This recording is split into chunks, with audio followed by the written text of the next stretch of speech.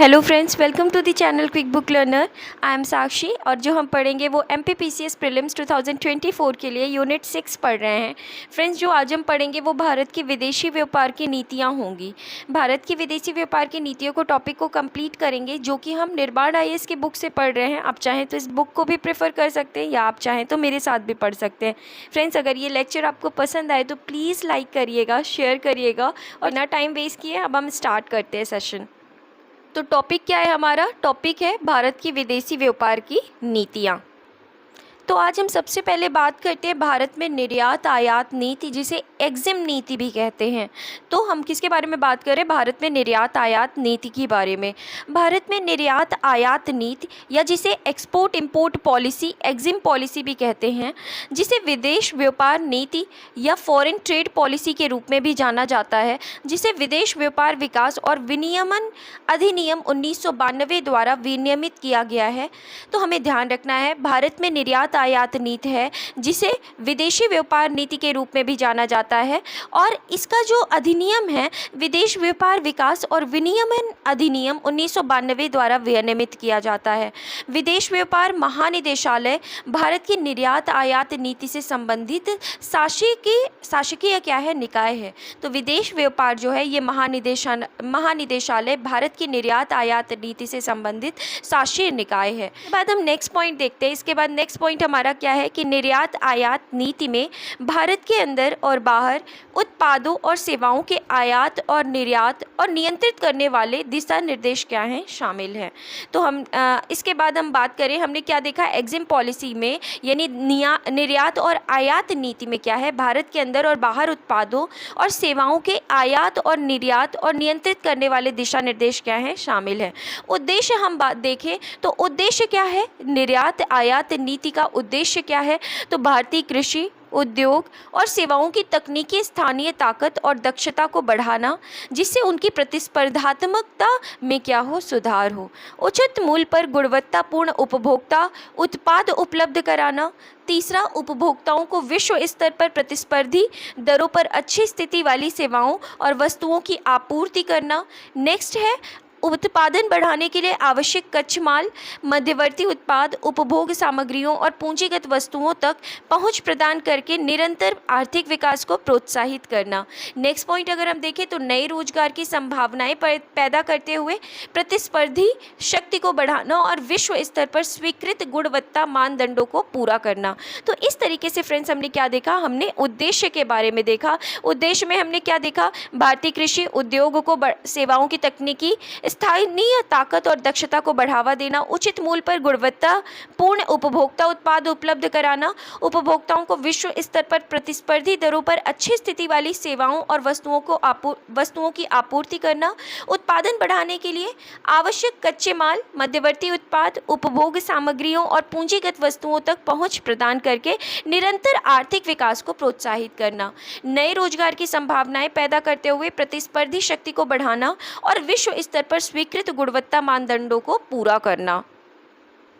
इसके बाद भारत में 1991 में एलपीजी का मतलब क्या है? उदारीकरण, निजीकरण और वैश्वीकरण नीति की क्या हुई? शुरुआत हुई। तो ध्यान रखना है हमें कि 1991 में एलपीजी मतलब उदारीकरण, निजीकरण और वैश्वीकरण नीति की शुरुआत के साथ आर्थिक सुधार हुए। आयात को उदार बनाने और निर्यात को बढ़ावा देने के लिए भारत सरकार ने पहली बार 1 अप्रैल 1992 को भारतीय एग्जिम नीति पेश की थी। तो हमने क्या देखा? हमने देखा कि आयात को उदार बनाने और निर्यात को बढ़ावा देने के लिए भारत सरकार ने पहली बार 1 अप्रैल 1992 को भारतीय एग्जिम नीति को क्या किया था? पेश किया था। अब हम बात करते हैं निर्यात आयात नीति यानी एग्जिम पॉलिसी के बारे में, जो कब से कब तक की थी? 1992 से 1997 तक के लिए थी। तो हमने किसके बारे में पढ़ा? अब हम किसके बारे में पढ़ेंगे? निर्यात आयात नीति के बारे में। अब निर्यात आयात नीति को अगर हम देखें तो 1 अप्रैल 1992 से 31 मार्च 1997 तक ही 5 वर्ष की अवधि हेतु पहली बार 31 मार्च 1992 में एक पंचवर्षीय निर्यात आयात नीति की घोषणा की गई थी। इससे पूर्व निर्यात आयात नीति त्रिवर्षीय हुआ करती थी। इस नीति की अवधि 8वीं पंचवर्षीय योजना से मेल खाती थी। तो ध्यान रखना है हमें, 1 अप्रैल 1992 से 31 मार्च 1997 तक ही 5 वर्ष की अवधि है। तो पहली बार 31 मार्च 1992 में एक पंचवर्षीय निर्यात आयात नीति की क्या की गई थी, घोषणा की गई। और इससे पूर्व निर्यात आयात नीति त्रिवर्षीय हुआ करती थी। इस नीति की अवधि 8वीं पंचवर्षीय योजना से क्या करती थी, मेल खाती थी। इसके बाद हम बात करते हैं निर्यात आयात नीति के प्रमुख बिंदु के बारे में। तो अगर हम प्रमुख बिंदु देखते हैं तो लेकिन निर्यातों व आयातों के लिए नकारात्मक सूची भी रखी गई थी, जिसमें निषेधात्मक मदें व प्रतिबंधात्मक मदें शामिल थी। उन्होंने विदेशी व्यापार को क्या करना था, मुक्त करना था। तो अगर हम बात करें निर्यात और आयात के प्रमुख बिंदु में, तो निर्यात और आयात के लिए नकारात्मक सूची भी रखी गई थी, जिसमें निषेधात्मक मदें व प्रतिबंधात्मक मदें शामिल थी। और उन्होंने विदेशी व्यापार को क्या करना था, ये जो मदें हैं इनको क्या करना था, विदेशी व्यापार को मुक्त करना था। इसके बाद इस नीति में 8 वस्तुओं के आयात सरकारी अभिकरण के माध्यम से करने का प्रावधान रखा गया था। इनमें पेट्रोल पदार्थ, रासायनिक उर्वरक, खाद्य तेल, दवाइयाँ आदि शामिल थी। लेकिन अनेक वस्तुओं का सारणीबद्ध सूची से हटाकर मुक्त कर दिया गया था। तो अब हर चीज़ को क्या किया जा रहा है, मुक्त किया जा रहा है। तो 8 वस्तुओं के आयात सरकारी अभिकरण के माध्यम से करने का प्रावधान रखा गया। कौन कौन से, पेट्रोल पदार्थ, रासायनिक उर्वरक, खाद्य तेल, दवाइयाँ आदि शामिल थी। लेकिन अनेक वस्तुओं को सारणीबद्ध सूची से हटाकर क्या कर दिया गया था, मुक्त कर दिया गया था। इस नीति के अग्रिम लाइसेंस के अंतर्गत शुल्क मुक्त आयातों का क्षेत्र बढ़ा दिया गया था। नेक्स्ट पॉइंट है निर्यात संवर्धन पूंजीगत माल योजना, जिसे ईपीसीजी कहते हैं। तो निर्यात संवर्धन पूंजीगत माल योजना के अंतर्गत एक आयातकर्ता को उपलब्ध कराने वाली बैंक गारंटी प्राप्त करने की प्रक्रिया को भी सुगम बनाया गया। अब हम बात करते हैं विदेश व्यापार महानिदेशालय के बारे में, directorate general of foreign trade के बारे में। भारत सरकार के वाणिज्य और उद्योग मंत्रालय के तहत एक क्या है, निकाय है। तो विदेश व्यापार महानिदेशालय जो है ये भारत सरकार के वाणिज्य और उद्योग मंत्रालय के तहत क्या है, एक निकाय है। इसका नेतृत्व जो है वो विदेश व्यापार महानिदेशक करते हैं। विदेश व्यापार महानिदेशालय के बारे में बात कर रहे हैं तो भारत सरकार के वाणिज्य और उद्योग मंत्रालय के तहत निकाय है। इसका नेतृत्व विदेश व्यापार महानिदेशक करते हैं। स्थापना कब हुई, स्थापना 1991 में हुई है और मुख्यालय जो है वो कहाँ है, नई दिल्ली में है। यह अगर हम बात करें वर्तमान महानिदेशक कौन है, तो श्री संतोष कुमार सारंगी हैं। वर्तमान महानिदेशक कौन है, श्री संतोष कुमार सारंगी हैं। और अगर नेक्स्ट पॉइंट देखें तो यह भारत के निर्यात को बढ़ावा देने के मुख्य उद्देश्य के साथ विदेश व्यापार नीति के कार्यान्वयन के लिए क्या है, जिम्मेदार है। डीजीएफटी निर्यातकों को लाइसेंस भी जारी करता है तथा 36 क्षेत्रीय कार्यालय तथा इंदौर में एक विस्तार काउंटर के नेटवर्क के माध्यम से उनकी तदनुरूपी बाधाओं की क्या करता है, निगरानी करता है। तो अगर हम बात करते हैं तो जो ये डीजीएफटी है, डीजीएफटी मतलब विदेश व्यापार महानिदेशालय जो है ये निर्यातकों को लाइसेंस भी जारी करता है तथा 36 क्षेत्रीय कार्यालय तथा इंदौर में एक विस्तार काउंटर के नेटवर्क के माध्यम से उनकी बाधाओं की क्या करता है, निगरानी करता है। इसके बाद हम बात करते हैं निर्यात आयात नीति के बारे में, एग्जिम पॉलिसी, जो कि कब से कब तक चली थी, 1997 से 2002 तक।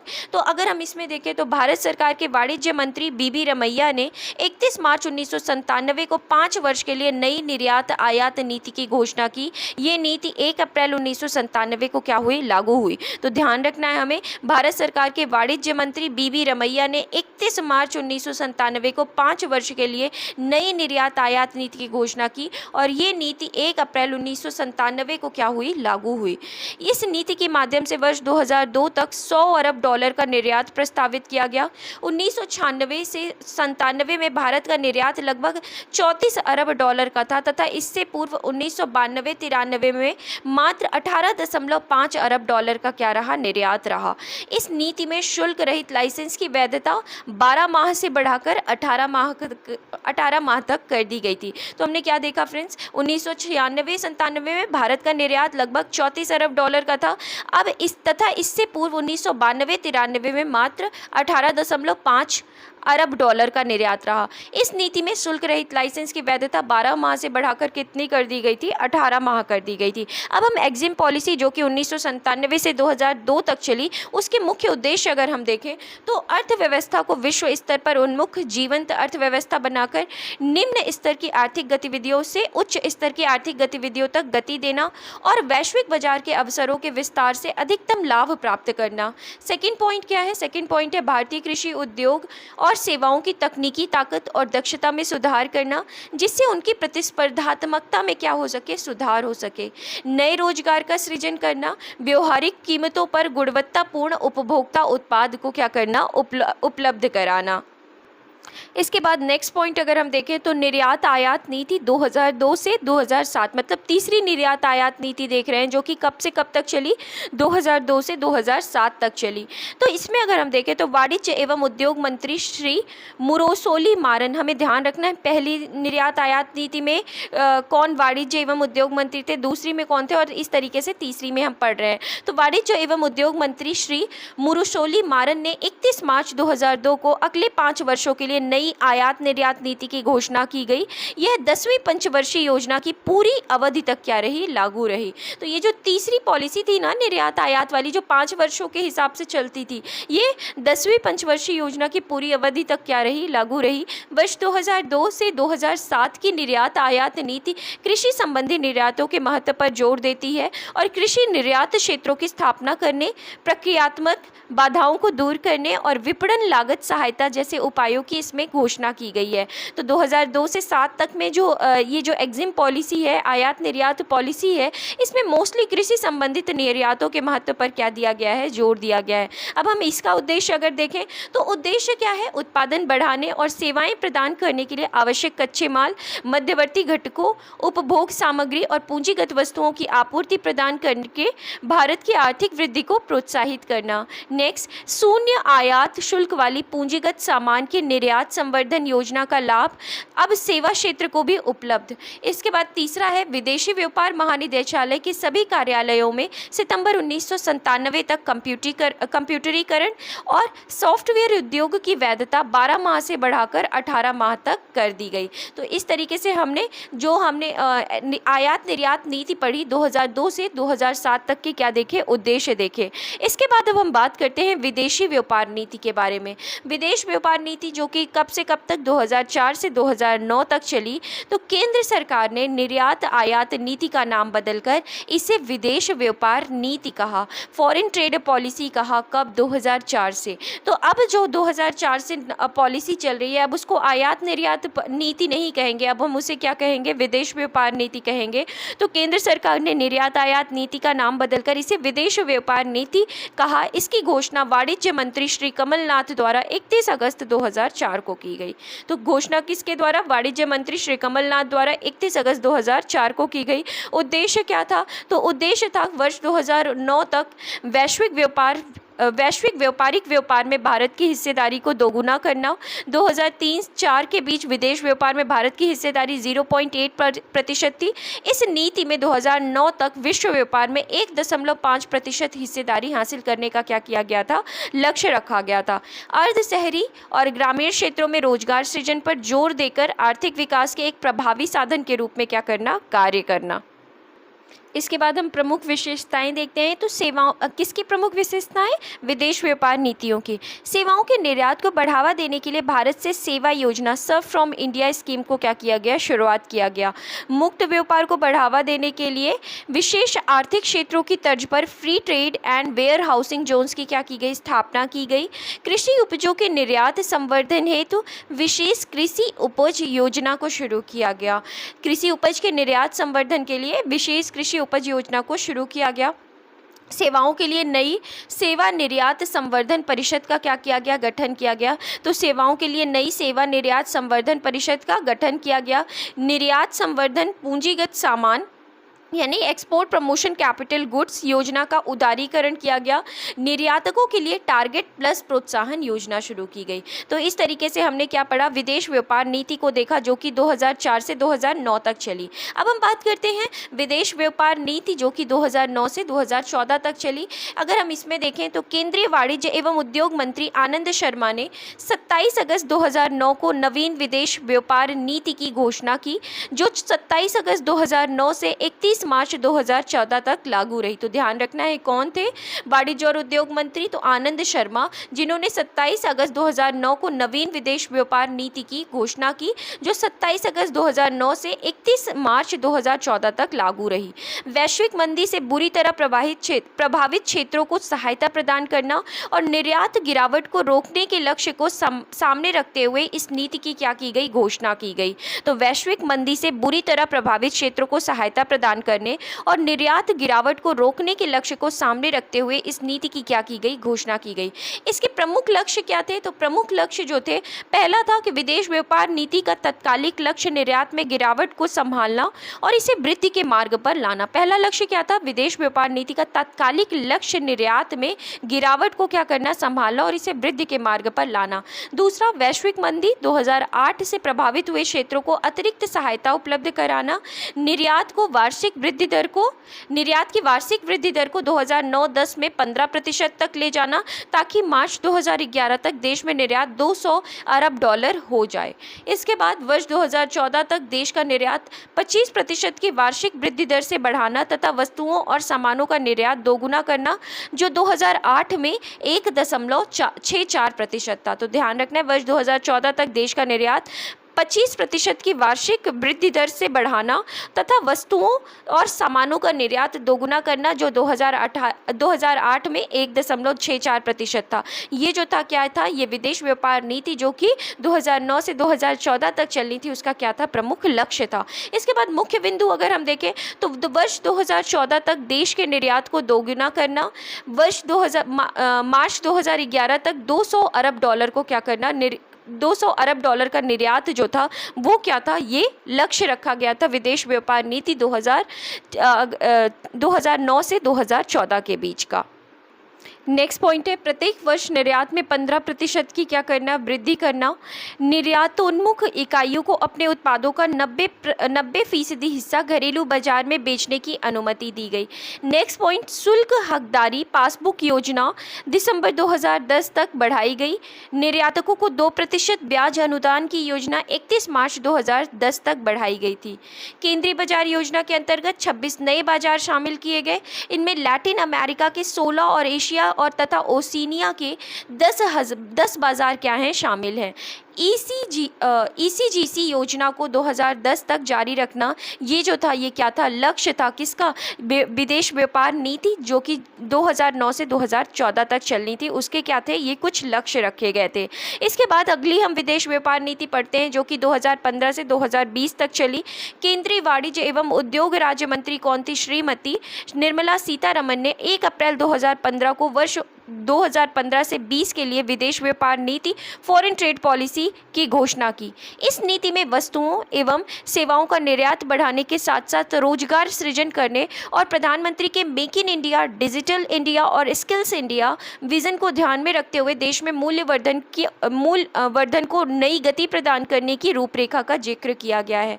इस लक्ष्य को प्राप्त करने के लिए गुणवत्ता और मानक तथा शून्य खामी वाले उत्पादों पर केंद्रित करना क्या है, ज़रूरी है। मतलब यह है कि ब्रांड इंडिया को गुणवत्ता व मानक का पर्याय बनाया है। तो इस लक्ष्य को प्राप्त करने के लिए गुणवत्ता और मानक तथा शून्य खामी मतलब जीरो डिफेक्ट वाले उत्पादों पर केंद्रित करना क्या है, ज़रूरी है। मतलब यह है कि ब्रांड इंडिया को गुणवत्ता व मानक का पर्याय बनाया गया है। तो इस तरीके से हमने विदेश व्यापार नीति 2015 से 20 तक देखा। अब इसका हम लक्ष्य अगर देखें तो विनिर्माण व सेवा दोनों क्षेत्रों में रोजगार सृजन करना, एक स्थायी कृषि व्यापार नीति, उच्चतर मूल्य संवर्धन व तकनीकी निवेश पर बल, भारतीय उद्योगों की कच्चा माल उत्पाद हेतु समुद्रपारीय कृषि निवेश, इनपुट व कच्चा माल पर कम प्रशुल्क, व्यापार आधारित संरचना का विकास व उत्पादन तथा निर्यात प्रोत्साहन दस्तावेजों का प्रावधान। इसके बाद नेक्स्ट पॉइंट है निर्यात को बढ़ावा देने हेतु तो केवल निर्यात प्रोत्साहन व सब्सिडी के बजाय मूलभूत उपायों पर भी क्या करना बल देना। तो क्या क्या लक्ष्य था? विनिर्माण, सेवा दोनों क्षेत्र में रोजगार सृजन और एक स्थायी कृषि व्यापार नीति बनाना, उच्चतर मूल्य संवर्धन व तकनीकी निवेश पर बल, भारतीय उद्योगों के कच्चा माल उत्पाद हेतु समग्र पारीय कृषि निवेश, इनपुट व कच्चा माल पर कम प्रशुल्क, व्यापार आधारित संरचना का विकास व उत्पादन तथा निर्यात प्रोत्साहन दस्तावेजों का प्रावधान।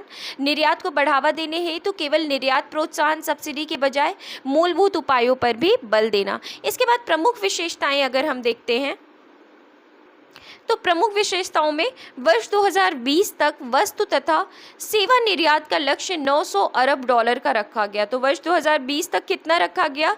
वस्तु एवं सेवा निर्यात का लक्ष्य जो था वो 900 अरब डॉलर रखा गया। वस्तु निर्यात को बढ़ावा देने वाली पूर्ववर्ती 5 योजनाएं फोकस प्रोडक्ट स्कीम,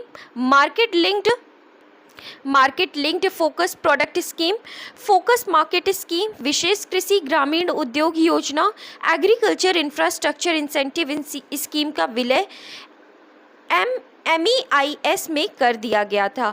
तो अगर हम बात करें कौन कौन सी स्कीम को, तो कौन कौन सी स्कीम थी? तो वस्तु निर्यात को बढ़ावा देने वाली पूर्ववर्ती जो मतलब पहले 5 योजनाएं चल रही थी। पहला कौन था? फोकस प्रोडक्ट स्कीम, दूसरा market linked focus product scheme, focus market scheme और विशेष कृषि ग्रामीण उद्योग योजना, एग्रीकल्चर इंफ्रास्ट्रक्चर इंसेंटिव स्कीम का विलय किसमें कर दिया गया था? MIES में कर दिया गया था। भारत का विश्व निर्यात में 2% हिस्सेदारी को बढ़ाकर इसे 2020 तक 3.5% तक करने का क्या रखा गया था? लक्ष्य रखा गया था। इसके तहत 2 नई योजनाएं भारत से merchandise export from India scheme, जिसे क्या कहा जाता है? MEIS, तथा भारत से सेवा निर्यात योजना का प्रारंभ किया गया जिससे निर्यात को बढ़ावा दिया जा सके। तो हमने क्या पढ़ा? हमने पढ़ा कि भारत का विश्व निर्यात में 2% हिस्सेदारी को बढ़ाकर इसे 2020 तक 3.5% तक करने का क्या था? लक्ष्य रखा गया था। इसके तहत 2 नई योजनाएं भारत में, पहली कौन सी? MEIS तथा भारत से सेवा निर्यात योजना का प्रारंभ किया गया। 2 योजनाएं, पहली MEIS और दूसरी भारत से सेवा निर्यात योजना का क्या किया गया? प्रारंभ किया गया जिससे निर्यात को बढ़ावा दिया जा सके। इसके बाद MEIS के तहत चुनिंदा सेवाओं का 3% और 5% की दर पर पुरस्कृत किया जाएगा। पूर्व में यह दर 10% से क्या थी? अधिक थी। नई विदेशी व्यापार नीति में व्यापार को सुविधाजनक बनाने एवं कारोबार करने में और ज़्यादा आसानी सुनिश्चित करने पर भी विशेष जोर दिया गया है। नई FTP का एक प्रमुख उद्देश्य सप्ताह के 7 दिन 24 घंटे कागज रहित कामकाज की तरफ कदम बढ़ाना है। इसके बाद निर्माण क्षेत्र एवं रोजगार सृजन में छोटे एवं मझौले उपक्रमों की विशेष अहमियत को ध्यान में रखते हुए SSME क्लस्टर 108 की पहचान की गई है ताकि निर्यात को नई गति प्रदान की जा सके। नेक्स्ट पॉइंट अगर हम देखें, नई व्यापार नीति 2015 से 20 के मुताबिक भविष्य में मुक्त व्यापार समझौता करने में हाई वैल्यू एडिशन प्रोडक्ट पर क्या रहेगा? फोकस रहेगा। ट्रांजैक्शन लागत को कम करने के लिए 21 विभागों को नामित किया गया है जो निर्यात संबंधी प्रक्रिया को सरल बनाएंगे। इसके बाद विदेश व्यापार नीति की सालाना समीक्षा के बजाय अब 2.5 साल में समीक्षा की जाएगी। आयात मूल्यांकन तंत्र की अवधारणा आरंभ की गई है जिसे वाणिज्य मंत्रालय द्वारा प्रत्येक तिमाही पर की जाएगी। इसके हमने क्या पढ़ा? आयात मूल्यांकन तंत्र मतलब इम्पोर्ट एप्रिएसल मैकेनिज्म की अवधारणा आरंभ की गई है जिसे वाणिज्य मंत्रालय द्वारा प्रत्येक तिमाही पर की जाएगी।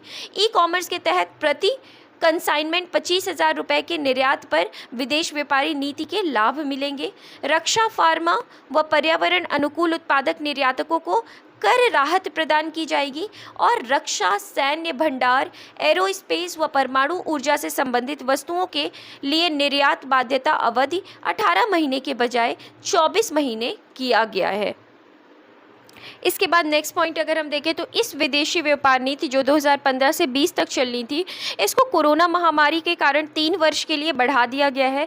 इस नीति का लक्ष्य वर्ष 2020 तक 900 बिलियन अमेरिकी डॉलर का निर्यात करना था। हालांकि भारत ने वित्त वर्ष 2022-23 के अंत में कुल अगर हम देखें तो अब तो 2022-23 के अंत तक कुल 760 बिलियन अमेरिकन डॉलर का ही निर्यात लक्ष्य क्या किया था, हासिल किया था। इसके बाद हम बात करते हैं विदेश व्यापार नीति 2023 के बारे में, फॉरेन ट्रेड पॉलिसी 2023 के बारे में। विदेश व्यापार नीति 2023 एफटीपी 1 अप्रैल 2023 को क्या की गई थी, लागू की गई थी। तो मतलब विदेश व्यापार नीति जिसे क्या कहा जाता है, फॉरेन ट्रेड पॉलिसी कहा जाता है, 2023 जो थी वो 1 अप्रैल 2023 को लागू की गई। विदेश व्यापार नीति 2023 निर्यात को सुगम बनाने वाली योजनाओं की निरंतरता पर क्या है, आधारित है। प्रमुख लक्ष्य कौन है, तो प्रमुख लक्ष्य क्या क्या है, तो प्रमुख लक्ष्य है यह नीति निर्यातकों को व्यापार करने में आसानी तथा व्यापार को सुगम बनाने के लिए री इंजीनियरिंग और स्वचालन की प्रक्रिया को लक्षित करती है। नेक्स्ट पॉइंट है विदेश व्यापार नीति 2023 के अंतर्गत भारत सरकार का लक्ष्य निर्यात को 2030 तक 2 ट्रिलियन अमेरिकी डॉलर तक बढ़ाना है, जिससे वस्तु एवं सेवा क्षेत्र का बराबर योगदान होगा। तो जिसमें क्या होगा, वस्तु और सेवा क्षेत्र का क्या होगा, बराबर योगदान होगा, और यह उन देशों के मामले में विशेष रूप से फायदेमंद हो सकता है जिनके साथ भारत व्यापार अधिशेष की स्थिति में है। अब हम बात करते हैं विदेश व्यापार नीति 2023 के 4 स्तंभ हैं, ध्यान रखना है हमें।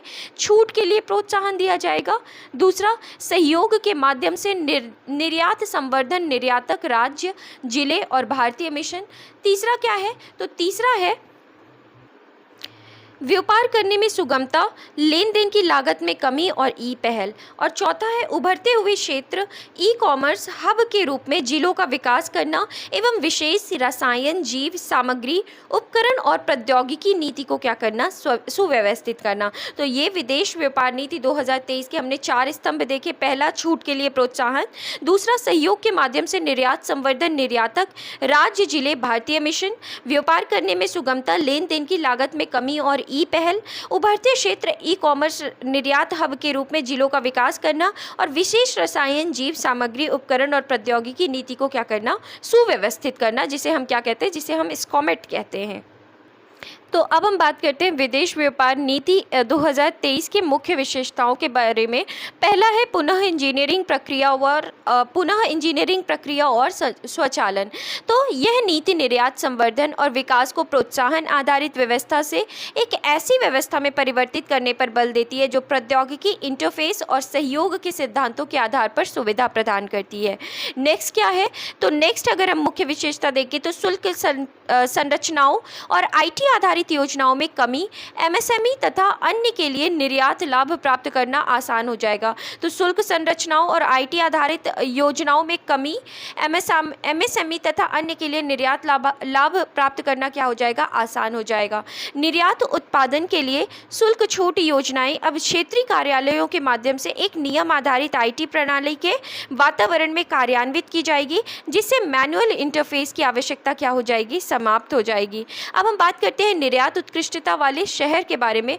मौजूदा 39 शहरों के अतिरिक्त 4 नए शहर फरीदाबाद, मिर्ज़ापुर, मुरादाबाद और वाराणसी को टाउन ऑफ एक्सीलेंस एक्सपोर्ट के रूप में नामित किया गया है। तो अगर हम बात करें तो 39 शहरों के अतिरिक्त 4 नए शहर कौन से हैं, फरीदाबाद, मिर्ज़ापुर, मुरादाबाद और वाराणसी। इनको क्या किया गया है, टाउन ऑफ एक्सेलेंस एक्सपोर्ट के रूप में क्या किया गया है, नामित किया गया है। फिर TEE मतलब टाउन ऑफ एक्सेलेंस एक्सपोर्ट को मार्केट एक्सेस इनिशिएटिव योजना के अंतर्गत निर्यात संवर्धन निधियों तक पहुंच प्राप्त होगी, और वे निर्यात संवर्धन पूंजीगत वस्तु योजना के अंतर्गत निर्यात पूर्ति हेतु सामान्य सेवा प्रदाता लाभ प्राप्त करने में क्या होंगे, सक्षम होंगे। तो हमने क्या देखा, हमने देखा TEE को, TE जो है ये मार्केट एक्सेस इनिशिएटिव योजना के अंतर्गत निर्यात संवर्धन निधियों तक पहुँच प्राप्त होगी, और वे निर्यात संवर्धन पूंजीगत वस्तु जिसे क्या कहा जाता है, EPCG योजना कहा जाता है, के अंतर्गत निर्यात पूर्ति हेतु सामान्य सेवा प्रदाता लाभ प्राप्त करने में सक्षम होंगे।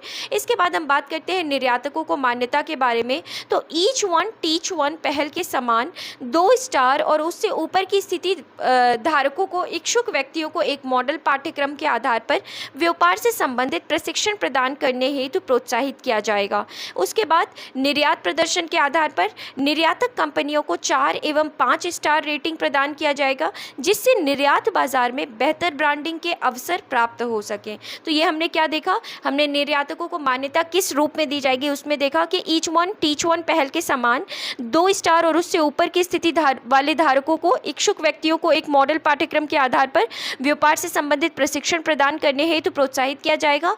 और निर्यात प्रदर्शन के आधार पर निर्यातक कंपनियों को 4 एवं 5 स्टार रेटिंग प्रदान किया जाएगा, जिससे निर्यात बाजारों में बेहतर ब्रांडिंग के अवसर क्या हो सके, प्राप्त हो सके। इसके बाद नेक्स्ट हेडिंग देखें तो जिलों से निर्यात को बढ़ावा देना। राज्य सरकारों के साथ साझेदारी का निर्माण करना और जिला स्तर पर निर्यात को बढ़ावा देना तथा जमीनी स्तर पर व्यापार पारिस्थितिकी तंत्र के विकास में तेजी लाने के लिए जिला निर्यात हब पहल के रूप में आगे ले जाना है। इसके बाद निर्यात योग्य उत्पाद एवं सेवाओं की पहचान करने और जिला स्तर पर समस्याओं को हल करने का प्रयास क्रमशः राज्य और जिला स्तर पर एक संस्थागत तंत्र, राज्य निर्यात प्रोत्साहन समिति और जिला निर्यात प्रोत्साहन समिति के माध्यम से किया जाएगा। तो निर्यात योग्य उत्पादों एवं सेवाओं की पहचान करने और जिला स्तर पर समस्याओं को हल करने का प्रयास क्रमशः राज्य और जिला स्तर पर एक संस्थागत तंत्र, राज्य निर्यात प्रोत्साहन समिति और जिला निर्यात प्रोत्साहन समिति के माध्यम से किया जाएगा। तो किसके माध्यम से किया जाएगा, एक संस्थागत तंत्र, राज्य निर्यात प्रोत्साहन समिति और जिला निर्यात प्रोत्साहन समिति के माध्यम से किया जाएगा। इसके बाद प्रत्येक जिले के लिए जिला विशिष्ट निर्यात कार्य योजनाएं तैयार की जाएंगी, जिसमें पहचाने गए उत्पादों और सेवाओं के निर्यात को बढ़ावा देने के लिए जिला विशिष्ट रणनीति क्या किया जाएगा, बनाया जाएगा। इसके बाद हम बात करते हैं ई कॉमर्स निर्यात की क्षमता में सुधार करना। तो पहला पॉइंट क्या है, वर्ष 2030 तक ई कॉमर्स क्षेत्र में निर्यात क्षमता लगभग 300 बिलियन अमेरिकी डॉलर आकी गई है। तो 2030 तक ई कॉमर्स क्षेत्र में निर्यात क्षमता लगभग कितनी आकी गई है, 300 बिलियन अमेरिकी डॉलर। विदेश व्यापार नीति 2023 में शुरुआती बिंदु के रूप में कुरियर आधारित ई कॉमर्स निर्यात हेतु खेप आधारित सीमा को 5 लाख रुपए से बढ़ाकर 10 लाख रुपए कर दिया गया है। निर्यातकों की प्रतिक्रिया के आधार पर इस सीमा को संशोधित किया जाएगा या अंततः हटा दिया जाएगा। तो इस तरीके से क्या किया गया है, विदेश व्यापार नीति 2023 के तहत कुछ लक्ष्य रखे गए हैं। इसके बाद पूंजीगत वस्तु निर्यात संवर्धन, मतलब एक्सपोर्ट प्रमोशन कैपिटल गुड, जिसे क्या कहा जाता है, ईपीसीजी कहा जाता है। हिंदी में क्या बोलते हैं, पूंजीगत वस्तु निर्यात संवर्धन। तो हम बात करें अगर, तो ईपीसीजी मतलब क्या है, एक्सपोर्ट प्रमोशन कैपिटल गुड। तो ईपीसीजी योजना को नई नीति के अंतर्गत और अधिक विवेकपूर्ण बनाया गया है। यह योजना पूंजीगत वस्तुओं के आयात पर सीमा शुल्क को न्यूनतम अथवा समाप्त करता है। इसके बाद प्रधानमंत्री मेगा एकीकृत वस्त्र क्षेत्र और परिधान पार्क यानी पीएम मित्र योजना को ईपीसीजी की सामान्य सेवा प्रदाता योजना के अंतर्गत लाभ हेतु पात्र अतिरिक्त योजना के रूप में जोड़ा गया है। इसके बाद डेयरी क्षेत्र के प्रौद्योगिकी के उन्नयन हेतु डेयरी क्षेत्र का सहयोग करने के लिए औसत निर्यात दायित्व बनाए रखने से छूट दी जाएगी। इसके बाद स्कॉमेट नीति को कारगर बनाना। स्कॉमेट का मतलब special chemical organisms material equipment and technology. Bharat में मजबूत निर्यात नियंत्रण प्रणाली भारत के अंतर्गत नियंत्रित वस्तुओं या प्रौद्योगिकियों के निर्यात की सुविधा प्रदान करते हुए भारतीय निर्यातकों को दोहरे उपयोग वाली कीमती वस्तुओं और प्रौद्योगिकियों तक पहुंच प्रदान करेगी। तो ये चीज़ है। इसके बाद अगर हम बात करें तो अग्रिम प्राधिकरण योजना के अंतर्गत सुविधा, क्या सुविधा है, घरेलू टैरिफ क्षेत्र मतलब डोमेस्टिक टैरिफ एरिया इकाइयों द्वारा उपयोग की जाने वाली अग्रिम प्राधिकरण योजना निर्यात वस्तुओं के निर्माण के लिए कच्चे माल पर शुल्क मुक्त आयात की सुविधा प्रदान करती है और इसे ईओयू मतलब एक्सपोर्ट ओरिएंटेड यूनिट तथा एसईजेड मतलब स्पेशल इकोनॉमिक जोन योजना के समान स्तर पर रखा गया है। नेक्स्ट पॉइंट, निर्यात आदेशों के त्वरित निष्पादन की सुविधा के लिए स्वघोषणा के आधार पर परिधान और वस्त्र क्षेत्र के निर्यात के लिए विशेष अग्रिम प्राधिकरण योजना का क्या किया गया है, विस्तार किया गया है। इसके बाद अगली योजना हम देखते हैं कौन सी है, एमनेस्टी योजना है। एमनेस्टी योजना के अंतर्गत पंजीकरण के लिए एक ऑनलाइन पोर्टल लॉन्च किया गया है और निर्यातकों को इस योजना का लाभ उठाने के लिए 6 महीनों की विंडो क्या की जाएगी, उपलब्ध की जाएगी। इस योजना में प्राधिकरणों के निर्यात दायित्व में चूक से संबंधित सभी लंबित मामले शामिल होंगे। इन्हें अपूर्ण निर्यात दायित्व के अनुपात में छूट प्राप्त सभी सीमा शुल्क के भुगतान पर नियमित किया जा सकता है। तो इस तरीके से फ्रेंड्स हमने किसके बारे में पढ़ा, हमने पढ़ा एमनेस्टी योजना के बारे में। इस तरीके से ये चैप्टर जो है हमारा है ये क्या होता है, कंप्लीट होता है विदेश व्यापार की नीतियाँ। अब हम इससे रिलेटेड क्या करेंगे, क्वेश्चंस को सॉल्व करेंगे। पहला क्वेश्चन है, भारत सरकार का कौन सा मंत्रालय भारत की विदेश व्यापार नीति से संबंधित है। तो इसका करेक्ट आंसर क्या होगा, हमने पढ़ा है वाणिज्य और उद्योग मंत्रालय जो है ये भारत की विदेश व्यापार नीति से क्या है, संबंधित है। इसके बाद अगला क्वेश्चन है, विदेश व्यापार नीति 2004 से 2009 में किस स्कीम का उल्लेख किया गया है। तो focus market scheme, served from India scheme, focus product scheme, इन सभी का क्या किया गया है, उल्लेख किया गया है। नेक्स्ट क्वेश्चन है, विदेश व्यापार नीति 2009 से 2014 की घोषणा कब की गई थी। तो ये कब की गई थी घोषणा, तो ये 27 अगस्त 2009 को की गई थी।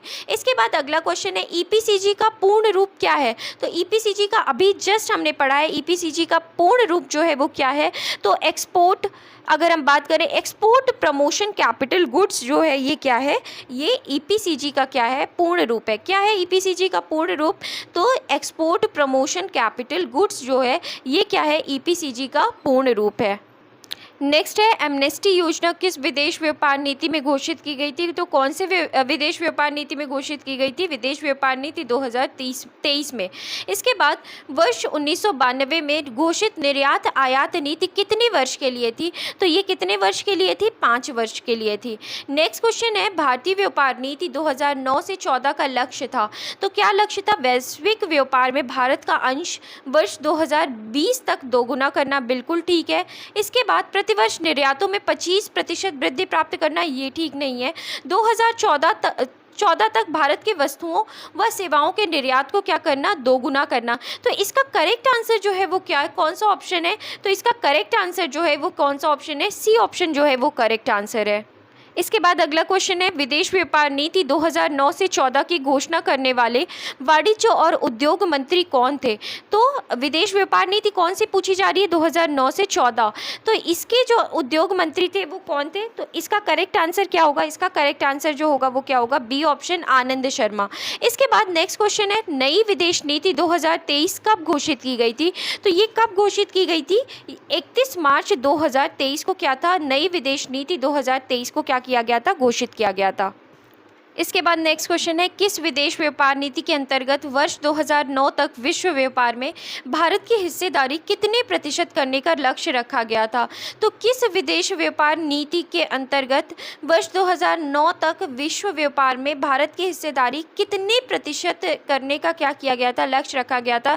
तो कितने प्रतिशत, 1.5% क्या किया गया था, लक्ष्य रखा गया था। इसके बाद नेक्स्ट क्वेश्चन है, किस वर्ष भारत में विदेश व्यापार के लिए एक व्यापक दृष्टिकोण प्रदान करने के लिए एग्जिम नीति का नाम बदलकर विदेश व्यापार नीति कर दिया गया था।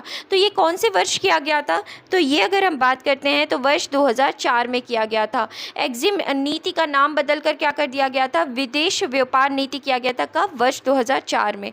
इसके बाद निर्यात आयात नीति 1992-97 की अवधि किस पंचवर्षीय योजना के अनुरूप रखी गई थी। तो इसका करेक्ट आंसर क्या होगा, 8वीं योजना की क्या की गई थी, अनुरूप रखी गई थी। किस योजना के, 8वीं योजना के। नेक्स्ट क्वेश्चन है, विदेश व्यापार नीति भारत का विश्व निर्यात में 2% हिस्सेदारी को बढ़ाकर इसे 2020 तक कितने प्रतिशत करने का लक्ष्य रखा गया है। तो कितने प्रतिशत करने का लक्ष्य रखा गया है। तो इसका सही आंसर क्या होगा, 3.5%। नेक्स्ट क्वेश्चन है, विदेश व्यापार नीति में देश से वस्तुओं एवं सेवाओं का निर्यात वर्ष 2020 तक कितने अरब डॉलर तक पहुंचाने का लक्ष्य रखा गया है। तो 2020 तक कितने अरब डॉलर पहुंचाने का लक्ष्य रखा गया है। तो इसका करेक्ट आंसर क्या होगा, 900 अरब डॉलर। इसके बाद अगला क्वेश्चन है, विदेश व्यापार महानिदेशालय की स्थापना कब की गई। तो इसकी स्थापना कब की गई थी। तो इसकी स्थापना, विदेश व्यापार महानिदेशालय की स्थापना वर्ष 1991 में की गई। नेक्स्ट क्वेश्चन है, विदेश व्यापार महानिदेशालय का मुख्यालय कहाँ है। तो मुख्यालय कहाँ पर है, नई दिल्ली में है। अगला क्वेश्चन है, निर्यात आयात नीति 2002 से 7 से संबंधित निम्नलिखित कथनों पर विचार कीजिए। पहला, वर्ष 2007 तक विश्व निर्यात का 10% हिस्सा प्राप्त करना इसका उद्देश्य है। दूसरा, वे सभी मत जिनमें भारत आत्मनिर्भर है, आयात करने की अनुमति नहीं है। तीसरा, इलेक्ट्रॉनिक हार्डवेयर प्रौद्योगिकी पार्क संबंधित माल स्वतंत्र रूप से घरेलू बाजार में बेचने की अनुमति है। तो इसका करेक्ट आंसर क्या होगा? करेक्ट आंसर अगर हम बात करें तो पहला और तीसरा जो है ये क्या है, बिल्कुल सही है। तो इसका करेक्ट ऑप्शन क्या होगा? डी ऑप्शन जो है ये बिल्कुल सही उत्तर है। इसके बाद हम नेक्स्ट क्वेश्चन देखते हैं। विदेश व्यापार नीति 2023 का मुख्य दृष्टिकोण कितने स्तंभों पर आधारित है? तो 2023 का जो अगर मुख्य दृष्टिकोण जो है वो कितने स्तंभों पर? 4 स्तंभों पर आधारित है। नेक्स्ट क्वेश्चन है, विदेश व्यापार नीति 2009 से 14 में फोकस बाजार स्कीम के तहत कितने नए बाजारों को शामिल किया गया है? तो फोकस बाजार स्कीम के तहत कितने नए बाजारों को शामिल किया गया है? 30। इसके बाद नेक्स्ट क्वेश्चन है, निर्यात आयात नीति 1997 से 2002 में पूंजीगत वस्तुओं के निर्यात संवर्धन की योजना के अधीन पूंजीगत वस्तुओं पर आयात शुल्क को 15% से घटाकर कितना कर दिया गया है? तो कितना कर दिया गया है? 15% से घटाकर 10% कर दिया गया है। अगला क्वेश्चन है, विदेश व्यापार नीति 2023 के मौजूदा 39 शहर के अतिरिक्त कौन से 4 नए शहर को निर्यात उत्कृष्टता वाले शहर के रूप में क्या किया गया है? नामित किया गया है। तो इसका करेक्ट आंसर क्या होगा? इसका करेक्ट आंसर होगा फरीदाबाद, मिर्ज़ापुर, मुरादाबाद और वाराणसी। नेक्स्ट क्वेश्चन है, विदेश व्यापार नीति 2023 में सरकार ने किस वर्ष तक भारत के समग्र निर्यात को 2 ट्रिलियन अमेरिकी डॉलर तक बढ़ाने का लक्ष्य रखा है? तो ये वर्ष 2030 तक है। नेक्स्ट क्वेश्चन है, विदेश व्यापार नीति को कोरोना महामारी के कारण कितने वर्ष के लिए बढ़ा दिया गया था? तो विदेश व्यापार नीति 2015 से 20 को कितने वर्ष के लिए बढ़ा दिया गया था? 3 वर्षों के लिए क्या कर दिया गया था? बढ़ा दिया गया था। इसके बाद अगला क्वेश्चन क्या है, सर्व्ड फ्रॉम इंडिया नामक ब्रांड नेम किस क्षेत्र में सृजित किया गया है? तो कौन से क्षेत्र में किया गया है? सेवा एवं निर्यात के क्षेत्र में किया गया है। नेक्स्ट क्वेश्चन है, निम्नलिखित में से कौन सा अधिनियम भारत सरकार को प्रत्येक 5 वर्ष में एग्जिम नीति की घोषणा करने का प्रावधान करता है? तो कौन सा अधिनियम है? तो इसका अगर हम ऑप्शन देखते हैं तो ऑप्शन क्या क्या है? विदेश व्यापार विकास और विनियमन अधिनियम 1989, विदेश व्यापार विकास और विनियमन अधिनियम 1990, विदेश व्यापार विकास और विनियमन अधिनियम 1991, विदेश व्यापार विकास और विनियमन अधिनियम 1992। तो इसका करेक्ट आंसर क्या होगा? डी ऑप्शन जो है वो क्या है? बिल्कुल सही है। जिनमें ये जो विदेश व्यापार विकास और विनियमन अधिनियम 1992 है, इस अधिनियम के द्वारा भारत सरकार को प्रत्येक 5 वर्षों में एग्जिम नीति की घोषणा करने का क्या करता है? प्रावधान करता है। नेक्स्ट क्वेश्चन है, निर्यात प्रक्रियाओं के सरलीकरण और इनमें तेजी लाने के उद्देश्य से विदेश व्यापार महानिदेशालय के सभी कार्यालयों को कब तक कंप्यूटरीकरण करने की योजना थी? तो सितंबर 1997 तक। इसके बाद निर्यात आयात नीति में शुल्क रहित लाइसेंस की वैधता 12 माह से बढ़ाकर कितने माह तक कर दी गई है? तो 12 माह से बढ़ाकर की 18 माह तक के लिए कर दी गई है। नेक्स्ट क्वेश्चन है, भारत सरकार की नई विदेश व्यापार नीति की समय अवधि कितनी है? तो कितनी है? 2023 से लेकर के 2028 तक। इसके बाद नेक्स्ट क्वेश्चन है, निम्नलिखित में से किस संस्था द्वारा अंतर्राष्ट्रीय स्तर पर व्यापार करने के लिए आवश्यक आयातक निर्यातक कोड प्रदान किया जाता है? तो DGFT के द्वारा। इसके बाद नेक्स्ट क्वेश्चन है, विदेश व्यापार नीति 2023 से 28 कब से लागू की गई है? तो ये कब से लागू की गई है? 1 अप्रैल 2023 से क्या की गई है? लागू की गई है। तो इस तरीके से फ्रेंड्स जो भी चैप्टर से रिलेटेड MCQs थे हमने इसको भी कंप्लीट किया। आई होप आपको ये सेशन पसंद आए। अगर पसंद आया तो प्लीज़ लाइक करें, शेयर करें, कमेंट करें और अगर चैनल को सब्सक्राइब नहीं किया है तो प्लीज़ सब्सक्राइब भी कर लें। Thank you.